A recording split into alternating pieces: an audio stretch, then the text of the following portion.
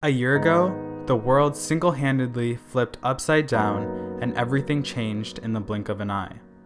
Everything that felt normal became unusual and a new normal quickly emerged. Feelings of fear, hysteria, and anxiety became comfortable, and we became scared of each other, the world, and the future. The year that preceded affected every single person in so many different aspects of their lives.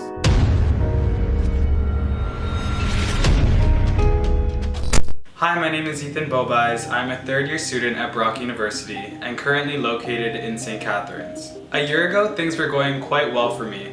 I had just come back from a trip to Peru and was finishing off my second year of university. And then boom, everyone had a week off school and we would proceed to finish off the semester online. People started going back to their hometowns and international students were panicking to find a flight home because they were scared of being stuck here. Events and activities were also getting canceled left and right. Hey Sophie, how has COVID affected you in terms of being an American studying in Canada? Hi, my name is Sophie. I am currently in my third year at Brock University, and I'm coming at you from Orange County, California. Coincidentally, on the 15th, it was the year anniversary that I came back here. Brock announced that they were closing on the 13th, and my parents, they were really scared that I would be stuck there because of COVID and everything, and the travel restrictions and stuff like that.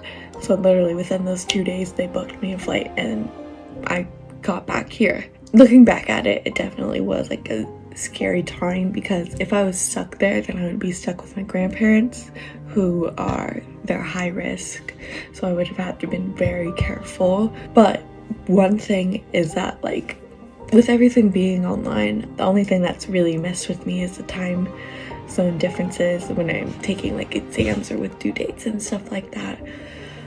But other than that, it's really just being away from my friends and family that have affected me the most. It's been a year and I miss them terribly.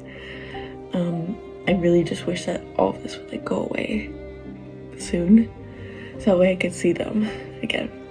I ended up isolating with a couple friends and finished my second year online in St. Catharines. On May 1st, I went back to my hometown and started back at work as a front-end worker in a grocery store. As I walked through the doors, everything felt so different and off-putting. We had a temperature check at the beginning of each shift and had to wear masks and gloves for the entirety of our shift.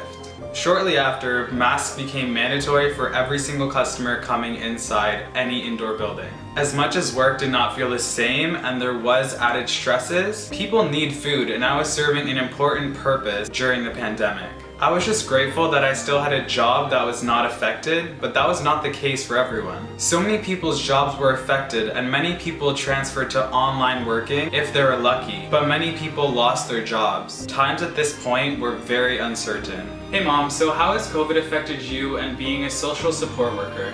Hi, I'm Renee. I'm a social service worker in Halton. I've had 2 jobs since 2015, and all of a sudden, in the spring of 2020, the government put out an order saying, hey, you need to choose one job just because of transmission issues, and they didn't want me bringing COVID from one job to another. So that was really tough for me. It was a bit of a shock. I've never had to deal with a decision like that before. I felt like I was choosing who I was going to let down. And in the end, I had to choose the job that gave me more income because I was going to lose income. So I figured, well, I better lose less income. So I chose my more permanent job, which is full-time, and gave up my part-time job. So I was a little nervous about it, but my other employer was understanding. I was afraid I was going to lose the second job, which I really needed. But fortunately, I was able to keep it. And I know there were many who were not able to. But it's been tough. It's been less income, less security, just hoping that the other job would still be there for me. But fortunately, it did work out okay. I was able to go back when the government allowed, and now I'm back to working my 2 jobs. Summer in general wasn't all that bad and was actually one of my favorite summers to date. I was able to find ways to be social with my friends and had a lot of outdoor hangouts and bonfires. My family and I also went on a lot of hikes and used nature as an escape. We would also meet outside for birthdays and events, so I would see my family relatively frequently at this point. Cases were on the decline and things were honestly feeling a lot more hopeful. In August, I went to Vancouver and visited my brother and honestly had the time of my life. There were a couple limitations on activities, but for the most part, Vancouver felt pretty normal. Hey Aaron, so how has COVID affected your lifestyle as someone who lives in BC? Hey Ethan, that's a really good question.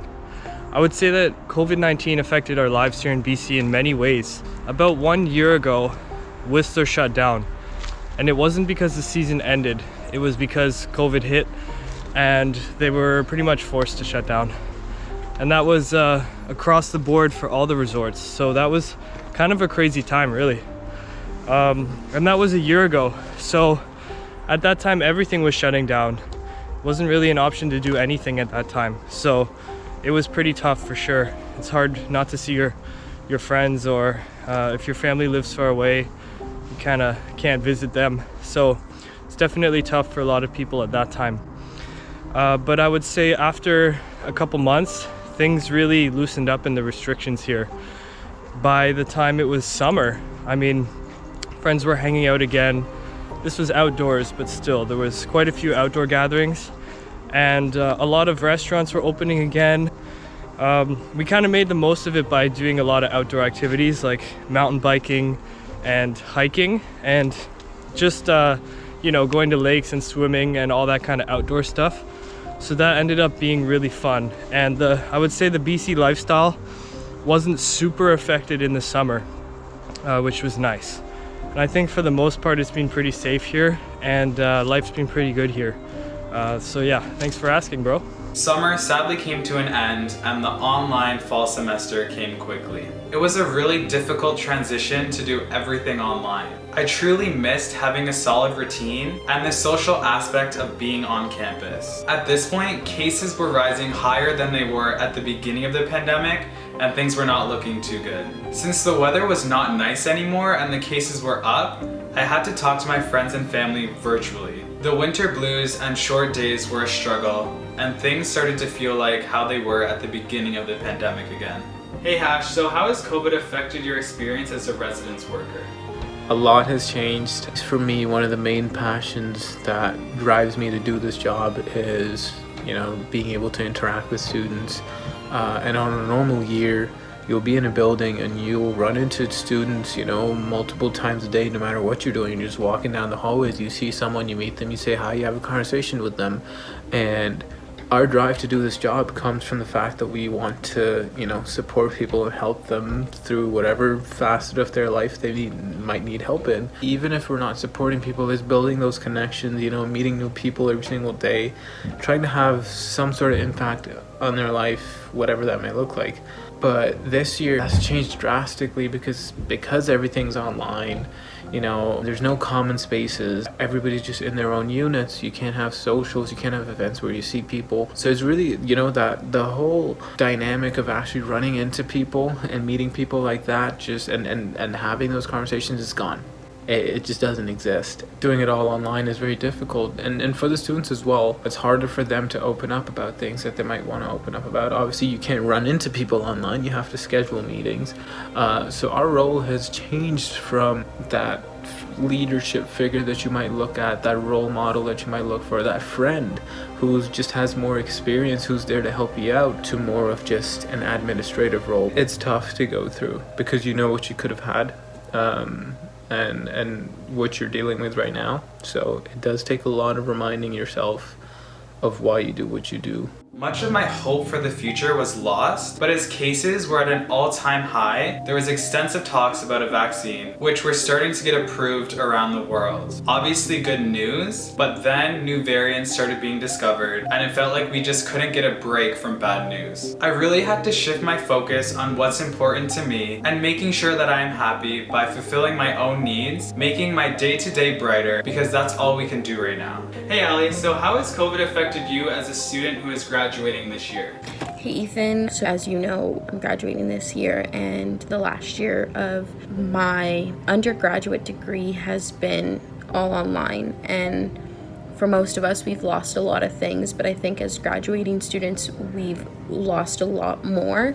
We've lost the opportunity to have that last homecoming with all of our friends, or go to class with all of our friends for the very last time. And I didn't think a year ago in March that would have been the last time that I saw anybody in my class or in my program or any of my friends. I just thought I was going to see them the following Monday, but we all know that that wasn't the case. So it's definitely been pretty tough in all aspects of school in terms of day to day, and I think it's been a struggle to use online platforms for school. If it's been really tough to stay on top of things and stay consistent and stuff like that. I think the biggest thing that has disappointed me is the fact that I will not have a graduation, and that I think is completely unfair because I've worked so hard for the last 4 years to be able to walk across that stage very proudly, and now that's been taken away from me. And in terms of, the future, it was tough being able to find a job, considering that, a lot of people aren't hiring because of COVID-19. But I think that everything's gonna look up from here, and hopefully things will get better. The issues that people are facing around the planet due to COVID-19 are so diverse and range greatly depending on individual circumstances. The future remains unknown, but out of our control. However, what brings us together is the fact that we are all experiencing a global pandemic as a collective and going through difficult times together. And through unity, we can find peace.